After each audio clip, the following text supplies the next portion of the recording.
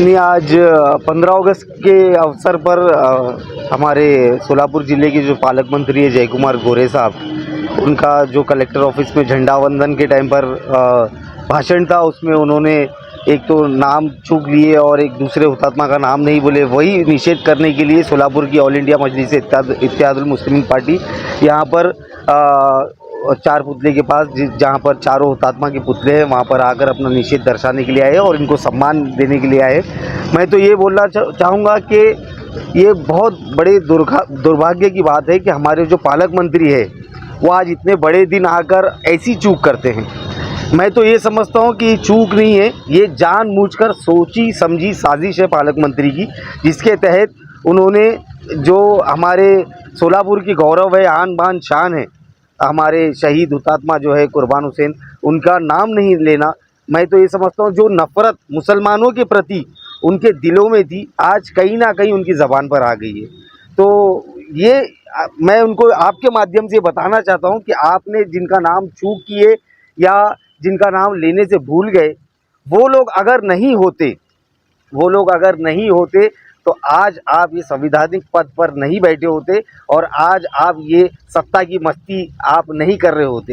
ये इनका शुक्र अदा करना चाहिए कि इनके जो क्या बोलते बलिदानों से आज भारत को ये दिन देखने नसीब हो रहा है। लेकिन अफसोस की बात है कि आज के इतने अच्छे दिन, अच्छे अवसर पर ये बीजेपी के मिनिस्टर्स जिनको मस्ती की माज है, वो लोग ऐसा काम कर रहे हैं।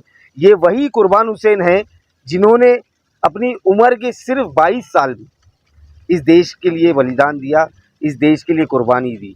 आज आप उनका नाम लेने से वो भूल रहे हो। ये वही कुर्बान हुसैन है जिनकी वजह से आज हमारे सोलापुर शहर में आज़ादी से पहले 4 दिन की आज़ादी मनाई गई थी। यहाँ पर कोई ब्रिटिश राज नहीं था, 4 दिन यहाँ पर भारतीयों का ही राज था। तो ऐसे व्यक्ति का नाम अगर आप अपने भाषण में लेना चाहते हैं, भूल रहे हैं, तो मैं समझता हूँ कि आपको इस संवैधानिक पद पर बैठने का कोई अधिकार नहीं है। आप नैतिकता को स्वीकार करते हुए आप अपने पद से इस्तीफा दे दें। और मैं चाहूँगा कि आप लोग इस मामले को बढ़ चढ़ कर उठाएं, क्योंकि कुर्बान हुसैन साहब ऐसे शख्स थे जो शायद स्वतंत्र सेनानी के रूप में एक पहले पत्रकार थे, जिन्होंने एक पेपर भी चालू किया था।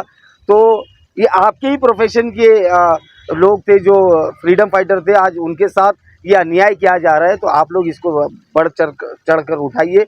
और मैं ये समझता हूँ कि आज के दिन, आज इंडिपेंडेंस डे है, जिसको स्वतंत्र दिन माना जाता है, जिसको आज़ादी बोलते हैं।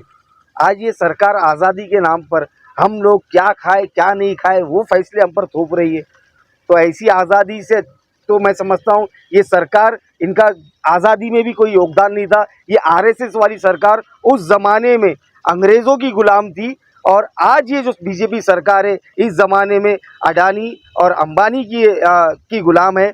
मैं समझता हूँ कि बीजेपी में और अंग्रेज़ों में कोई फ़र्क नहीं है, ये दोनों एक ही है।